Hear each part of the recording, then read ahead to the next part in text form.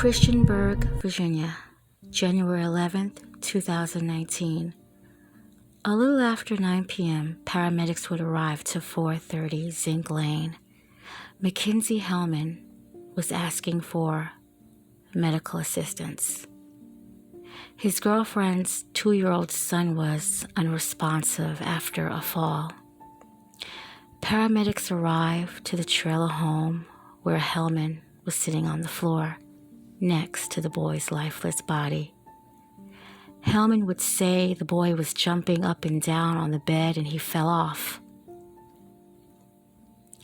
He also said, quote, "Kayla's at work. I'm going to be sick," unquote. Rescue personnel worked on Stephen for 25 minutes until they had finally got a pulse. Then he was taken to the hospital and airlifted to Collioure-Renoc Memorial Hospital. Stephen was then placed on life support. Hellman said Stephen had fallen off his bed, but the boy's bed is 13 inches high and the floor is carpeted and he has an additional play rug. There was no way that Stephen falling off the bed he would sustain such injuries. He had a knot on his head and 2 bruised eyes, which was visible. A criminal investigation was launched.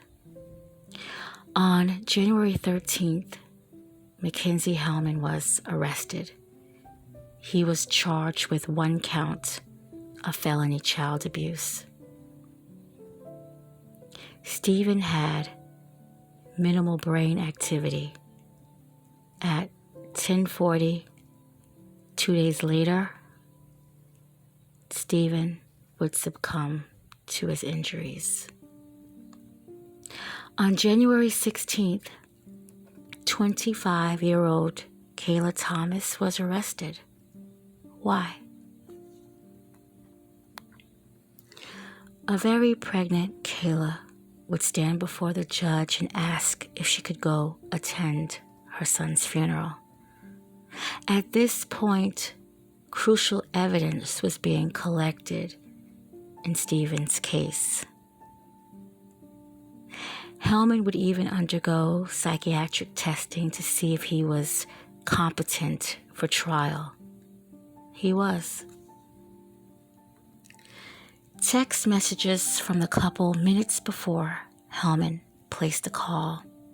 Kayla asked Hellman why Stephen is the way he is, saying, quote, "I know it's all my fault," unquote.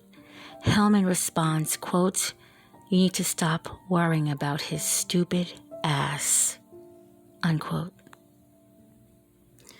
And so the story would come out. It's one of those that stayed with me. How could a mother? Hellman asked Kayla to do something for him.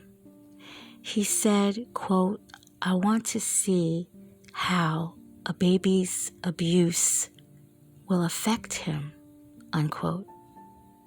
Hellman goes into the roommate's room, who wasn't home at the time, and he begins masturbating and told Kayla to send pictures of what he requested. Kayla was required to stick an object in her son's anus, and she did it. She would then send the pictures to her boyfriend in the next room, pleasuring himself at the expense of a child suffering. He said, quote, "Explore the extent of his sexual needs," unquote. He would ask Kayla to do specific sex acts on her son and then send him the videos, and she did what he asked. He told her, "Now that you had done what I've asked, he might be able to touch her again," he added in his last text message. He also added, if a third person doesn't join in our sex life soon, that there will be issues with them again.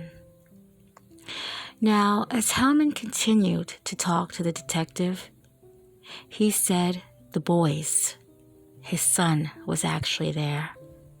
They were fighting over match cars, and he hit his son in the chest and Stephen on the head. He also says Stephen was a little bit shorter. He said Stephen fell back and hit his head on the dresser. He told the detective that he was actually sorry. He said he had never hit a child that hard. He also says Stephen left the room sniffling. He did not just hit Stephen on his head, and he definitely was not sorry. The autopsy reports would read different.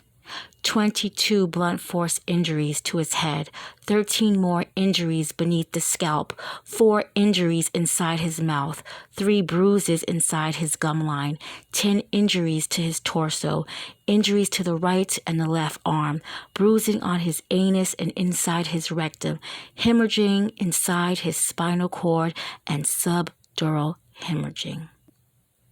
Stephen needs justice.